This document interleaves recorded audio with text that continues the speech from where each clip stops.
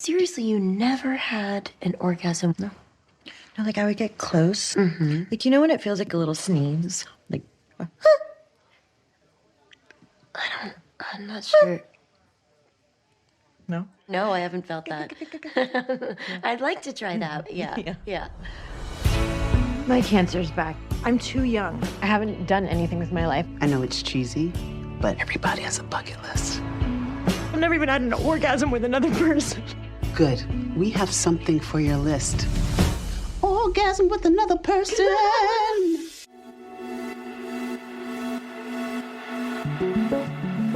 What if the problem isn't you? What if you're in the wrong room? My suspicion? You're not broken and you don't need to be fixed. You've outgrown where you are. Let's get more space and freedom to redesign the life you deserve. Welcome to the Reinvention Room. I'm Allison Hare, podcast launch strategist for ambitious leaders, and we are rethinking everything we've been taught. Part pop culture, part real talk, and all smarter ways to live life on your own terms. What if you were given a terminal diagnosis? How would you want to go out? With a bang, perhaps? All puns intended. That's exactly what happened with Nikki Boyer's best friend, Molly. But instead of closing up shop when she got the news, Molly made a bold, hilarious, completely unexpected pivot, and Nikki documented it all. Nikki is the executive producer of Dying for Sex, the true story Wondery podcast turned Hulu hit series starring Michelle Williams and Jenny Slate that has everyone talking. If the name didn't give it away, this is about reclaiming your body when it's falling apart. It is about friendship that stretches across love, death, sex, grief, intimacy, and joy. And yes, it's about sex, real sex, weird sex, a lot of kink, and even clown sex. Yes, you heard that right. Also, Nikki Boyer, my goodness, she is pure light. Her laugh, her warmth, her honesty, you'll want to be her best friend too. And speaking of best friends, who's yours? Text this episode to her right now because trust me, you're going to want to unpack this one together. Let's talk about Dying for Sex with Nikki Boyer. Okay, I feel like I'm a little bit nervous because I have Nikki Boyer here. And Nikki, I've been like a silent fan, stalker, stan since 2020. She is the executive producer of the hit TV series Dying for Sex, starring Michelle Williams and Jenny Slate, as well as the hit podcast documenting Nikki and Molly Kochan's life as Molly gets cancer. Welcome, Nikki. I'm so glad that you're here. I'm so happy to be here. I'm so grateful. Anytime we get to chat and hang out and talk about my sweet little Molly, it gives me, it's my favorite thing to do. So thanks for having me on the show. I feel like I'm like right in the middle of your relationship. Like it was such a, Right. It's such a potent relationship. Can you tell me the premise of Dying for Sex and who Molly Kochan is? Sure. So my best friend Molly, who I've known for over 2 decades now. We met in Los Angeles, we weren't crazy. She wasn't crazy about me at first, but I thought she was just enamoring. Became friends, and through our friendship, like every female friendship, went through a lot of things together, marriages, divorces, illnesses. But when Molly got diagnosed with stage 4 metastatic breast cancer, she decided to do something really bold. It was a moment for her. She wanted to reclaim her life. So she decided to leave her relationship, her marriage that she was in for 14, 15 years, and go on a sexual journey to have as much fun, exciting, virtual, real life sex that she could have before things got bad with her cancer. And in that process, we decided to document it and talk about it. And we did a podcast and we recorded some episodes, and we just kept thinking like, there's something here, right? It's like a female empowerment. It's also reclaiming your body while your body is failing you from a horrible disease, healing some old wounds, right? Like there were some sexual things that she wanted to figure out for herself. But really in the process, Allison, I feel like it's a love story, not only between two women care deeply for each other, but a love story between Molly and herself, like really learning to love herself while she was dying. And so that's what Dying for Sex is. Oh, it is such a beautifully done, like even just having her voice I know. on tape, like for you, like what is life like for you right now? Like it's winning awards, right? That or it got nominated for Yeah. Gotham TV Awards. Yeah. And it was an award-winning podcast through Wondery that I'm sure is getting not resuscitated. We're using all this death kind language, of. Yeah, right? I think you're right. Yeah. No, it Resuscitated. is. Let's keep Revived, it all in the rather. death. Let's keep it all in the death and hospital. We gave it Right. CPR and now it's back to life. Yeah. What is life like for you right now? I mean, just reliving it, seeing it all again, hearing her voice. Yeah, that's a great question because I feel like I've gone through phases of that. Like when the podcast came out, I absorbed it for the first time, like as a listener, and I was destroyed, right? And then I kind of got through that hump of it. And then when I started working on the show and getting the scripts from my amazing writers and showrunners, Liz Merriweather and Kim Rosenstock, I would get the script in my email and I would read it, and it would be another level of like grief. And then when I would get the rough cuts from the studio and get to watch everything in action, I'd have another level of grief. And then when I watched it air on Hulu, another level. So in a weird Oh my way, goodness. I think I've been very mindfully grieving and very present to the grief. I'm really good at grief. And also, I'm also living with her still. If you think about it, like we're still working together. I still talk to her a little bit. I still ask her questions and guidance. So What does that look like? Does she come to you? Is it like you're just talking, you feel her there? Like, what is that experience for you like? well, I love that you asked it because I didn't really know how to navigate it at first. I was like, hey, I kind of need you here. So if something's not working, you need to give me a really hardcore sign, like that Mm. either help me feel it in my body, in my gut, my like, it's just like, give me a sign. And what the vibe that I got from her when I sat and meditated and just thought about what she would say to me would be, you're doing a great job. If it feels good in your body, it would feel good for me.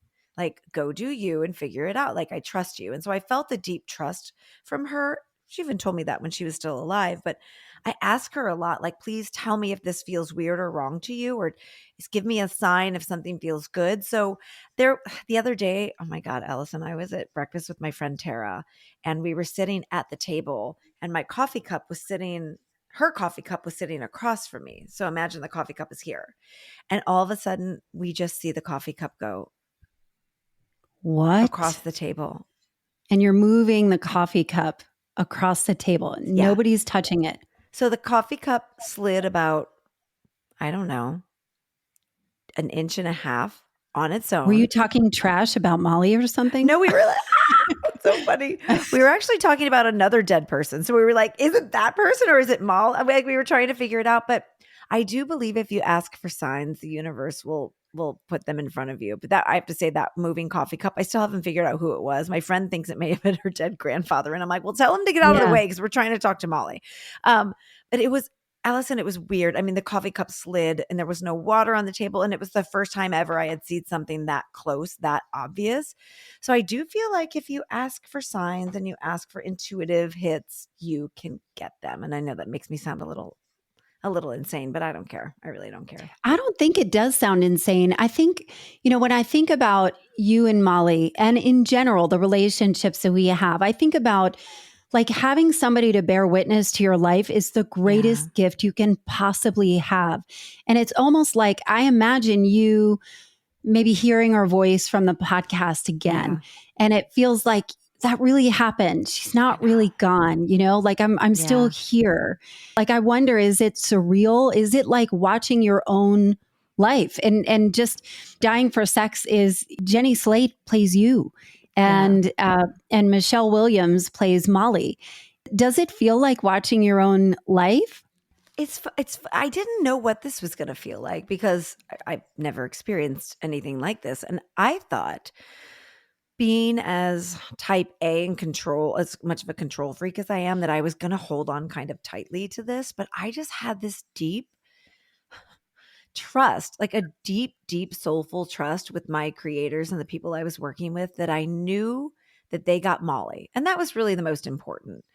they got it, they understood her journey, and they could tap into a really beautiful story that's Molly's story, but really kind of everyone's. I feel like this is a mirror that we hold up to ourselves, this show. I just knew that it was going to be okay. And so they involved me very much in the writing room and lots of conversations. I was very much a part of it.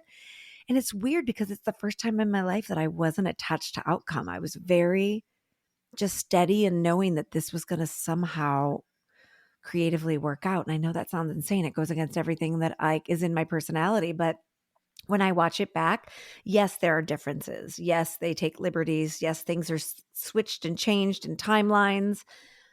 But the spirit of this show is me and Molly. Like 100% it feels like us. So I have to say there are things where I go, "Oh, that's cool," or "That's interesting," or "That's different," but it never rubs me the wrong way because I feel like it kind of unfolded exactly the way that it was supposed to in this time. Crazy, right? I know. So cool. I mean, they're acting like Michelle Williams' eyes blowing me away, and right? Jenny. I mean, they just left it all out on the table. Like you Yeah. could feel it viscerally, I love where that you said couldn't that. take your eyes off of them. Like it was just so beautifully done. And I will share something personal that I am somebody that does not have a best friend. And it is something that I feel shame about. Not that I'm a hateful person or whatever. I feel like I have maybe put a barrier around myself to protect myself. And it's something that I'm literally like, it is, I'm on a quest to find and to kind of let my guard down. I'm a well-liked person, but I don't have a best friend. And so I would love to know, what is it like to be completely and wholly loved by Molly? Oh, that part makes me emotional because she was always my biggest fan. I kind of I could do no wrong, really, with her. Even on my worst days, she just loved me so much. And there were times, I'm going to be honest with you, Allison, there were times when it felt like too much love, right? Really? I felt like maybe I wasn't worthy of that, or like I don't know, or like it was so much just pure good and good love. It was unconditional, which I hadn't experienced that from like someone other than my husband, like and my mom, but like a real deep unconditional love, and it was unwavering, and I was just so impressed by her capacity to love a friend like that. And through the process of us doing this podcast, and even after she passed, I feel like it made me cry. I feel like I learned to love her in the way that she had loved me while she was alive. And I get the barriers and the guards, because being vulnerable is, I mean, listen, it's uncomfortable and it's messy, but now like uncomfortable conversations are now some of my favorite things to have. And friendships don't exist without those. Like you can't just talk about the weather. You can't just talk about like what's going on for dinner. And you have to force yourself in these friendships to go to those really deeply uncomfortable places. And that's not fun to do all the time, as we know. So I think female friendships are a measuring stick as to how far we're willing to go within ourselves. So it's interesting that you say that to me. Yeah. We're getting into it. I mean, I wonder what your capacity looks like to love others being loved that way. It's crapped. It's crapped. It's crapped me. It has cracked me open. It really has, because it feels so much better, like you said, to leave nothing on the table and just to do it all, even if it's messy or it doesn't always feel good, and you kind of have growing pains together, right? I think that it's cracked me open, and it's helped me and it's also made me really clear about like who I want to give my time and energy to, because I don't have to do that for everybody. Like I was a bit of a people pleaser, and I felt like I had to do that for everyone. And then I didn't have really solid friendships in my life, but now I'm really picky. And I have to say, I like really miss her as being one of my people, you know? Yeah. Really, yeah. It's a weird question. Like, do you have another best friend? Do you have somebody like, I've been thinking about this all morning, and I think about like, if I were, and I did this like psychedelic assisted trip to help me with this, where it was That's so like, great. Oh my God, I love that you it's did so that. cool. It's Did so it fun. But help? the wisdom that came through, yeah, Okay. I mean, the wisdom that came through, I had actually asked, and this was like, I was thinking that there is something that keeps coming up again and again and again as it relates to business, right? Like some kind of ceiling. And so I had gone into this experience asking the medicine, like, help me find where the fucking root is of this so I can figure it out and pull Okay. it out. And it was loneliness. And I am like deeply loved and supported. I have a husband and kids and a happy home and all of this stuff. And the wisdom that came through was to let them in and let people in. And I realized how much I've kind of tried to put this protective barrier. And so I think about an interview that you had done, and it was so magnificently beautiful, where I think you did it maybe 2 years ago, but you had shared that if you didn't experience this profound loss, the more you cry, the more it makes space for Yes.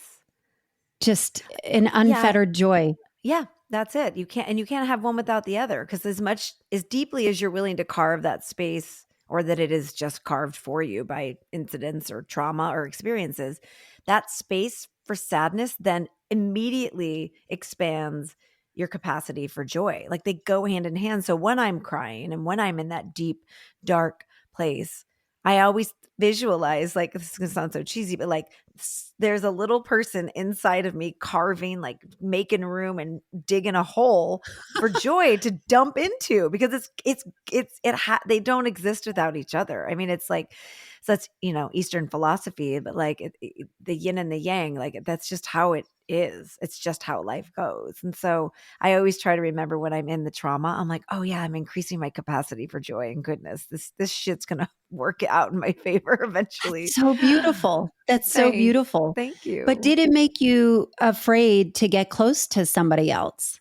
Or No, it okay, made me tell lean me. in. Yeah, no, that's a great, no, because now I'm like, okay, I know what it feels like when the worst thing happens. You love someone dearly, they get sick and they die. I am so lucky that I got to be a part of her death and be a part of her passing. To me, the biggest fear is someone calling me and saying, Allison, like, someone's been killed in a car accident. That to me. So it's twofold. So what I do now is there's a major fear of death, right? That's just natural. But what the fear of death does is give me the like slap in the face of, don't ever leave angry. Don't ever stay in a fight. Don't go to sleep mad. Always say I love you. Be really connected when you exit and say goodbye to somebody.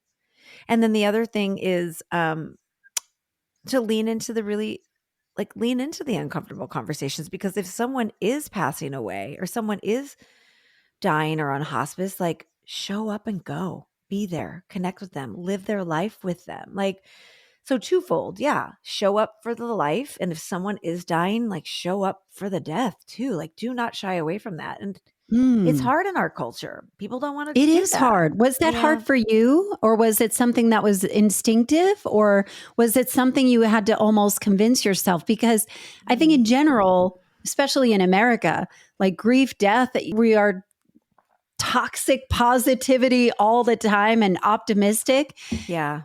Is the way that we are, that things are just going to work out. How did you kind of go into that role of caretaker and just being there for her? I mean, you gave her a last bath. I mean, how beautiful is that? It was like some of the most profound moments that I've ever had in my life were with her, and because of her, because I don't know if I would have given myself permission to go to those places without her requesting it of me. So I thought it was really cool that, and she would always say, I want you here for this, but if it's too much, I do understand. And she really did mean that. Asked for help. I know. Yeah, she asked for help. Yeah, I know. And her mom was so present during those times. So I did have some breaks, but I have to say, like, throughout our whole relationship, she'd always say, you're my soulmate. You're my soulmate. You are it. And she'd be like, I think I'm your soulmate. And I'd be like, well, I love you so deeply, but I'm pretty sure my husband, the guy that I'm like crazy about and I've been with for 16 years, I'm sure she's like, yeah, he's great. But they had a really beautiful connection. very soulful connection. Oddly, my husband and Molly look like they could be siblings. So that's like a therapy session in and of itself. They Yes. look very similar. But she'd always say, "You're my soulmate, you're my soulmate." And after she passed away, and I was with her during her last breath, and I was really present for her death because she gave me permission to and requested me, to be present for that. So I didn't feel like I was walking on eggshells, and I didn't think, oh, is this too much? I was like right in there because she told me what she wanted. And I came home, and I remember the weeks after she died, I was just a little numb and a little like confused about what my purpose was and what to do with myself. Yes. And my husband Wow. said, "Oh my gosh, she's literally your soulmate now. Like her soul is in you, and you are going to be telling this story like she's your soulmate." And I'm like, "Oh my God, she is. She is." So it was this really beautiful moment of recognizing like that she was right. Hey, it's Allison. Thanks for listening. My guest today, Nikki, changed her life and so many others when she hit record on her podcast, Dying for Sex. What started as a way to document a moment in time became something so much bigger. And that's what podcasts do best. They hold memories, they build movements. So if a podcast has been sitting on your to-do list and you're not sure where to start, I'm offering a free clarity call for you. Let's get your message out of your head and into the world. Go to AllisonHair.com/free call. Your future audience is out there. Talk to them. Okay, back to the show. I'd love to talk about the sex part because how freaking funny are all of those stories? Not only in the podcast and the TV show, but there are some people with some weird ass fetishes, and she was down for it all. She had no judgment, right? I was always like, no what? judgment. Live until you die. Live until you die. She lived big. I loved it. She didn't, I think because I don't know a ton about fetishes and kinks and what people like, but I imagine it comes from shame. It all comes from like, oh, should I like that? I have to do that in private. Can I ask for that? Yeah. And then you empower yourself and then you ask for the things you want. And it's amazing. I'm assuming from my own life that kinks and fetishes can sometimes come from trauma or things that have happened. So I tried to reframe it and be like, wow, this is a really empowering thing. And the fact that Molly had zero judgment when these gentlemen would say, this is what I want. And she'd like kind of get off on it. It took me a minute on a couple of them to get on board. But overall, I was like, okay, I'm here for this. Like, you go ahead, you do that. I'm just going to have my vanilla sex over here with my husband. I'll just hang out over here and you can just tell me all your stories. I loved him. I loved that she loved people that were vulnerable, maybe a little bit damaged, but if you think about it, we're all damaged. But like, I loved that she just opened herself up to these stories. And I got her phone, Allison, after she passed away. She left me her phone and her computer, and when you have someone's phone and you go through it, you really get to see the exchanges. So I saw all the exchanges between her and these guys. I saw more dick pics than I ever needed to in my entire life, but their exchanges were very sexual, but they were also really loving and intimate. Like it wasn't How interesting. Yeah, it was it was very connected. I wonder what it must have felt like for her, because she didn't really have that background, right? Of just the sexual exploration because didn't she have she was on some chemotherapy drug that oddly shot her libido up into a skyrocket. Unheard of. Every doctor's like, what? That does not happen. But apparently with her, it just gave her this vibration feeling. So when she was sick, she was really, really sick and laid out. But when she was feeling good, she was almost like a teenager when their parents lift the curfew and they're like, you can stay out all night. And she was like, what? Wow. Right? It must have been so fun for you. What was the wildest story that she came back with?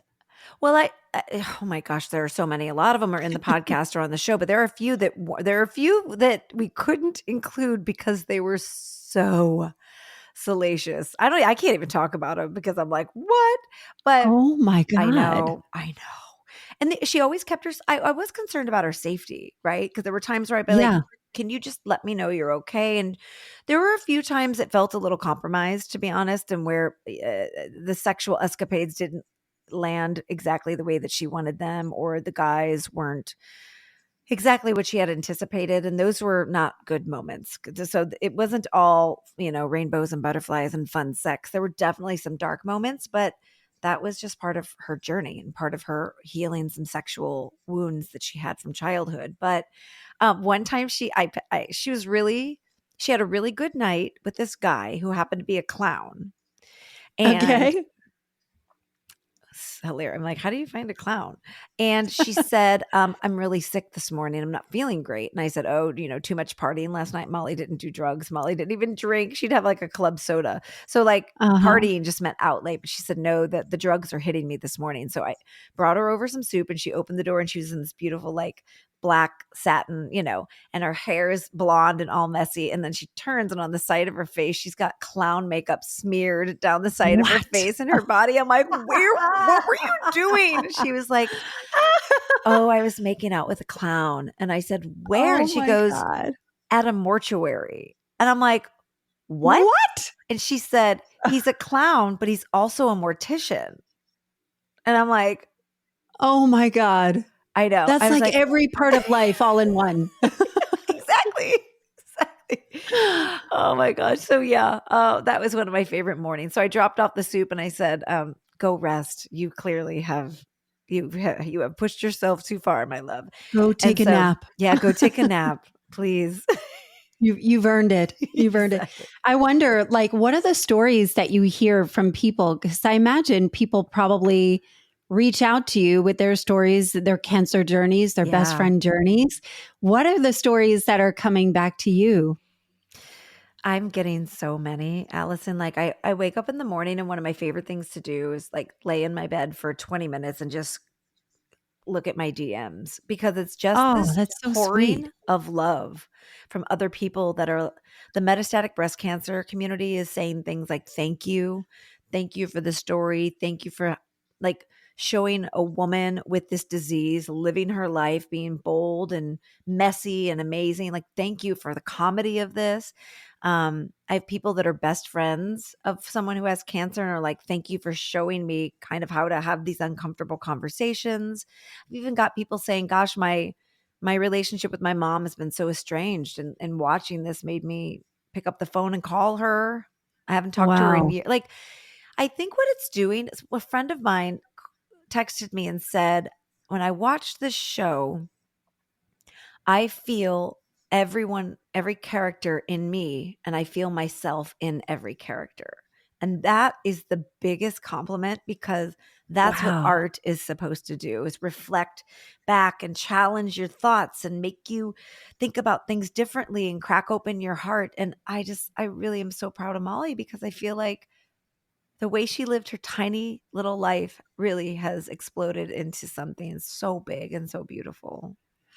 But I think we walk around so desperate for purpose and meaning, that our life has meaning. Mm-hmm. And she willed you her whole story, didn't she? Mm-hmm. Like, do you feel like she's orchestrating this from beyond? Oh, girl. She is large, and she was so thoughtful about how she ended her life, which is one thing I think I want to express to people. Like, you can die if you're lucky enough to have an exit. I'm sure if we talked to Molly right now, she would say it was incredibly painful and it was incredibly difficult, right? Physically. Yeah. But emotionally, she got to really wrap things up for herself. And I think that's such a gift to be able to do that. And so she really leaned into that. And so she was very vocal with me about how she wanted things wrapped up and what she hoped for this story. But I don't think in a million years she would have ever known that it was going to do this after she died. I mean, we'd sit in the hospital bed and joke around and be like, well, what are we going to do with this project? And is it going to like make a difference? And if it does, who would play you and who would play me? And we would just sit and fantasize. Like, but it was just all like, sort of like, wouldn't that be fun if? And so when I'm thinking, like, would she die knowing that Michelle Williams is playing her? And she would have, she would die. Bad humor. She would die. No, she would seriously, she'd come back and then die again, because she'd be so enamored. Because Molly she had really high standards and really great taste. call her a snob sometimes, but that sounds mean. But she was always like liked really nice things and had a high standard for like art. And so she would have been obsessed with Michelle. She would have been so grateful that someone so into her craft and someone so thoughtful and lovely and picky about projects, very choosy about projects was playing her. She would have been over the moon for sure. Oh Yeah, my goodness. I know. I was thinking about there's something that really stood out to me about the show that rattled me. And it What? was the hospice nurse, the Amy, character of the hospice nurse. Amy. Yeah, Paula Pell. Yeah. Yeah. Like I love how she was, way too excited about death, but Right. it never occurred to me of the concept of your body already knows how to die. Right. I know. Like that really, really stuck out to me that your organs are going to shut down because they are supposed to. It's not that your body is failing. Mhm. It is preparing for Ugh, you. Yes. And that was so beautiful. Right. And I never heard death as like, it always is some tragic ending, Yeah. and too short and too all of these things. And I wonder about the comfort that this show may bring to people that are scared of their mortality and, how we handle grief Mhm. and how we handle grief, not only for ourselves, but for our loved ones. What advice do you have for people that are facing unimaginable fear around their future? Well, first of all, I totally get it. It's terrifying. Like, I'm the girl who wakes up in the middle of the night and my husband's next to me sleeping, and sometimes I put my finger in front of his nose to see if he's breathing. So, Oh my as goodness. as evolved as I am around death, losing the people that I love, traumatizing. But once I'm in the process of the loss, I don't know if that makes sense. Like, I'm a real rock star when somebody gets a diagnosis and needs me and I can beautifully like walk them home. I'm really good at that because we're processing it together. It's when someone is kind of ripped out of your life really quickly. That's my biggest fear. So just know I've got issues. But I think what big ones. Just But in one- case anybody yeah, just- thought you had it together. You're Let's just like be us. honest. Yeah, exactly. I'm Tara. I'm like literally making sure my husband's breathing and seeing if his chest is moving in the middle of the night. I've got issues. But one thing I've learned is that death is something no one really wants to talk about. And Molly Right. gave me permission and kicked open the door and said, yes, we can talk about this. And I learned so much from her. So now when I hear somebody has a diagnosis or somebody's in the hospital or somebody's sick, I'm really careful about how I engage. I don't say, I'm so sorry. What can I do for you? Right? Huh. What can I do for you puts that on to them. Then they have to tell you what they need. And then that gives them, they have to be in charge. They have to think. My favorite way to be there for people is say, hey, here's 3 options. Which one feels best? Do you want me to stop and bring by food? Do you want me to just have a meal train for the week? Or do you want me to come sit in bed, watch a movie and do laundry for you? If it's none of the above, great. And I feel like having the uncomfortable conversations and having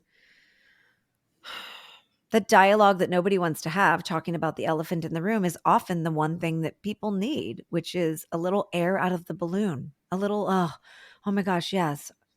I think it's with people that have lost children. Nobody ever asks them about their kids because you're afraid to. But one of my friend's favorite questions is, tell me about your daughter. Tell me about what was she like? What was he like? And so we're so afraid to talk about death, but the people that are experiencing it are wanting to share and express themselves 9 times out of 10. So I say, have some of those uncomfortable conversations and say, I want to be there for you, but you and I need to have a dialogue so I can understand what that means. Because I want to be a good friend and I don't want to put anything on you, but I don't really know how to do this. So we're going to have to talk this out. And one conversation can shift everything.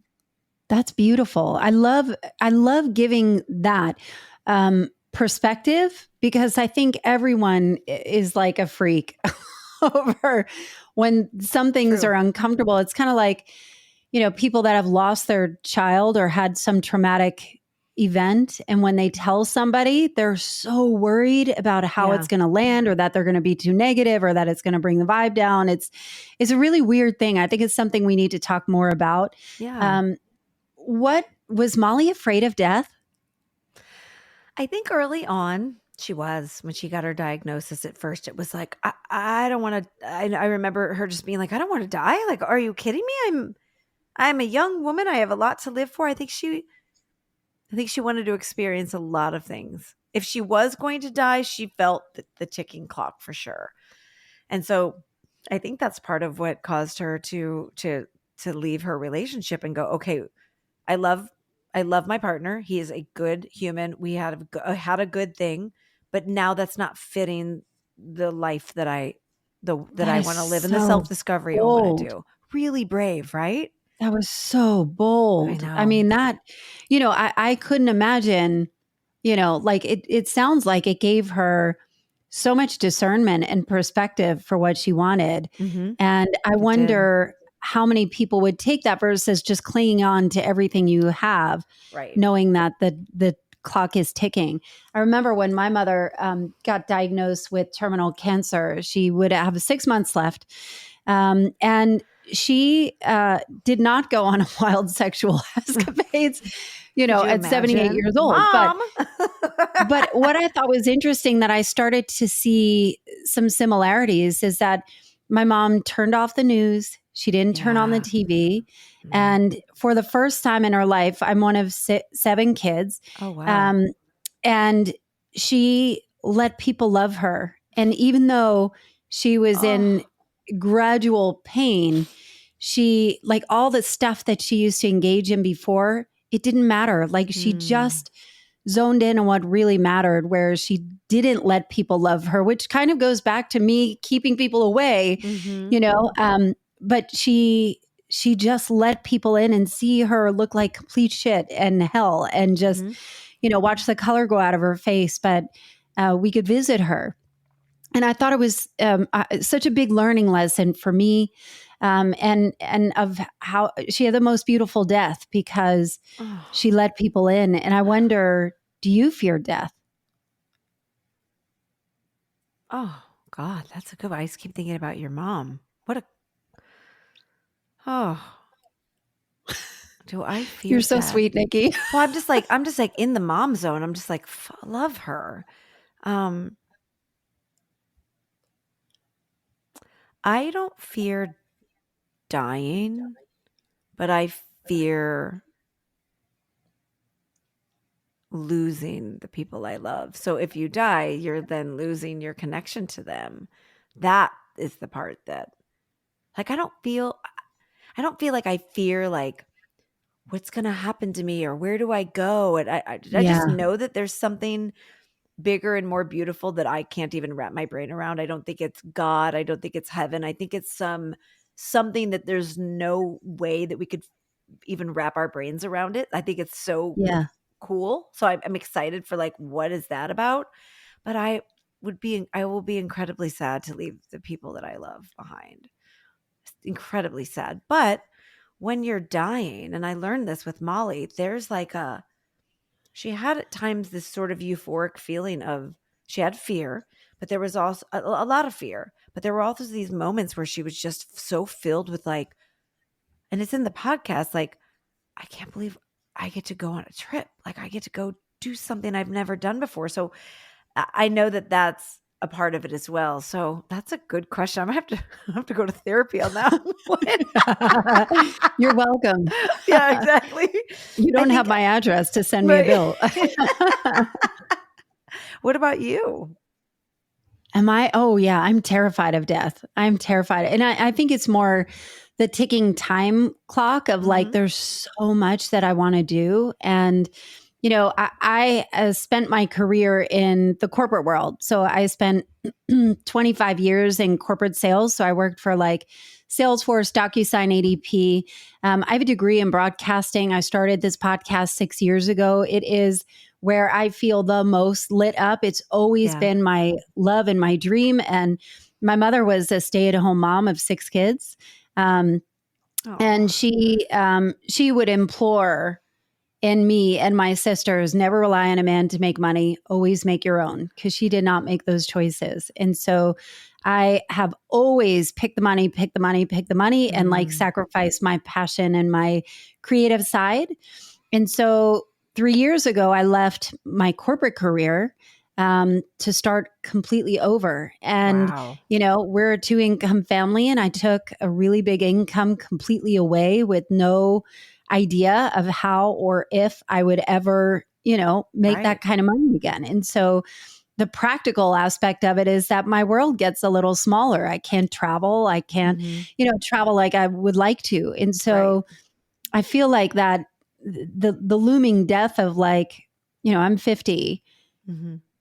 Do I have, will I love exploring. I love learning. I love, being in different cultures. And is that going to be available to me to learn what I need to learn and share the lessons and leave the legacy? And it always feels like you're so far behind, Allison. You know what I mean? Yeah. You gotta I know that do feeling. something. So there is a tension there. Yeah. Thank you for the question. But I know that feeling. It's an interesting feeling. Like what I think that the risk of really cracking yourself open and asking these uncomfortable questions is then you have to deal with the answer, right? Because if you're like, well, Yeah. I'm not going to think about it. But I think when you start to ask those uncomfortable questions and get clear about like, I really want to do these things. I think that it ignites the fire and ignites your thinking of, well, what steps can I take right now that can set up maybe in a year or two where that might be an option? And if you just stay kind of closed off to it and quiet and still, then nothing moves. Like nothing changes if nothing changes. So even just the thought and a conversation around things, I think can ignite. But Well, but turn it back on you, Nikki. Do you feel like you live bigger because of how Molly lived big in the end? Ooh, yeah. I do. You do? Yeah, I feel like I go on the trips, I go in the debt. I do the like I mean, listen, I really like to be in my house with my sweatpants on, watching bad TV with my husband. It's like my favorite thing to do. I'm not a party girl. I'm not like I don't know, but when like someone says, "Hey, we're going to go to Hawaii for, my 60th birthday," my one friend. And I'm like, yes, yes, yes, I'm going. Like before I would have been like, well, let me check schedule. And I just say yes and make it work. And I find the money and I find the airline miles or I borrow from people and I organize my schedule and I bring my computer. Like I just say yes and figure it out. Because if I don't do that, I'm going to be like 85 being like, why didn't I just go to Hawaii? Why didn't I go on the trip? Why didn't I do the road trip? Why didn't I go to the dinner party? But I do love to like sit home and rest. So it's a balancing act for me. But I just say yes a lot. It's like, why not? I love that. Yeah. I love that. I'm curious about Molly's writing. And so I saw that she wrote a book, but she also wrote a blog. And I couldn't help but laugh that her last one was like titled, "I'm Dead." Or I'm now dead or something. And it was so kind of sarcastic and almost like, too bad if you didn't get to say goodbye. It's really funny. Tell me about her writing and what do you do with it? I love that you asked that. She wrote her own obituary. That was basically her obituary. And it was like some people didn't know how to receive it. But I think that's a good segue from what you said, which is, that fear of like, what if I don't have the time or I can't do what I want to do and I have all these dreams. Molly's lifelong dream was to write a book. And she waited until she was in her deathbed 3 months before dying. And wow. let me rephrase that.